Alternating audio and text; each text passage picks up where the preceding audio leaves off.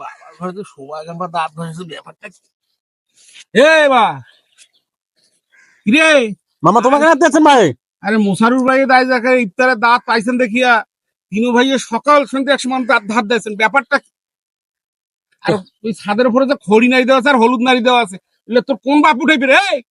বেয়াদব করে কাট দাঁত ঘষটা নিবে গাড়ি দাঁত ঘষটা নিবে। তোমার কি ওজা আছেন? রোজা নাই মানে ওজদারি মানুষের ভাষা ইনকে হয়। কেমন হইবে? তোমার তো আল্লাহর রাসূলকে মানেন না। এই মেসওয়াকের গুরুত্ব জানেন তোমরা? জানো না এই মেসওয়াকের গুরুত্বটা কি? ক গুরুত্ব ক। এই মেসওয়াক করছে, মানুষ এই মেসওয়াক করছে আমার নবী। প্রত্যেকবার 5 ওয়াক্ত নামাজের আগত উযু করবার আগত মেসওয়াক করছে। এই মেসওয়াক করবো একটা সুন্নত দিন দেয়। আর একটা শূন্যতা তাহলে কি হবে জানি? এলে তো পড়ি নাই খালি হাঁকাও ওজদারি মানুষের প্যাটার্ন কে? হ্যাঁ এই যে রাত 3টার সময় সিঁড়ি খেয়েছে এনকে প্যাটা এখনো থাকে। আমার তো সন্দেহ হয়তো তোমার ওজা আসলাম মনে হয় 11টার সময় ভাঙ্গি ফেলেছি। আমাকে যে বুঝাইছে আরে একবার মেসওয়াক করলে একটা নবীর সুন্নত চিন্তা হয়। আর নবীর একটা শূন্যতা আদা করলে কি হয় জানেন? জান্নাতের মধ্যে একটা গাছ না গাইবি গাছ। আর ওই গাছটার যদি একটা ঘোড়া 70 বছর দৌড়ায় তার গাছটা ছেয়া ফুরাইবে না। তাহলে কত বড় গাছ?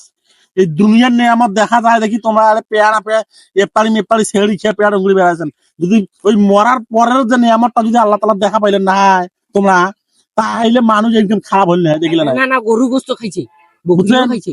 আর বুঝেন আমার ওজা আছে আমাকে মানে তার জন্য টাকা দিব তোমাকে দিবে। বাপরে বাপ মোর ভাগিনে দেখে এই যেইলা বক্তা ওয়াজ করে ওয়াজ করা বক্তার মতন মোর ভাগিনে যে ওয়াজেন হয়ে গেছে ওয়াজ শুনতে শুনতে বাপরে। এত হাদিস কোরআন শোক মোর ভাগিনে জানে কিন্তু মামা গায়ে মানে না। মামার হক কিভাবে আদায় করে নাকি সেটা কিন্তু জানে না মোর ভাগিনা। যাক মোর ভাগিনা হাদিস কোরআন জানে আলহামদুলিল্লাহ। ওই ছিলে যদি জান্নাত যাওয়া যায়। তা দর্শক তোমরা সবাই মিসওয়াক করবেন 5 ওয়াক্ত নামাজে 5 বার। আর আমাদের জন্য সকলে দোয়া করবেন। আমাদের ভিডিওটি যদি ভালো লাগে লাইক কমেন্ট শেয়ার করে সকলের মাঝে ছড়িয়ে দিবেন। একটি সুন্নতকে জিন্দা করবেন। আসসালামু আলাইকুম।